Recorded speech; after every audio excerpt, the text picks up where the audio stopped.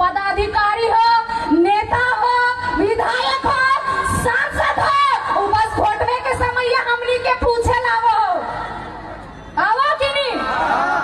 वोटवा के समय ऐसे कर बतून कि अरे पप्पा तो गोड़वा छुए बोली तो गोड़वा छू दे चिपहा पर भी तो चिपियो दे तून कहा ले और इनके जीते के रहो है, जीत के माल जमा करे के रहा है तो इन्हें जीतेगा और फिर तो इनके सामने से ऐसा गाड़ी में पार दे तुमने कि भीतरे से वो तोहनी की देखता लेकिन बाहर से इन्हों पर नहीं देखे पाएगा।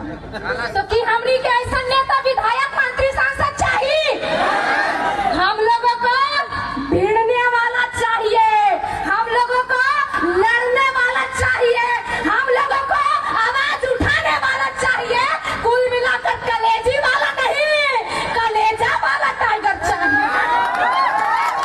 कि है कि नहीं?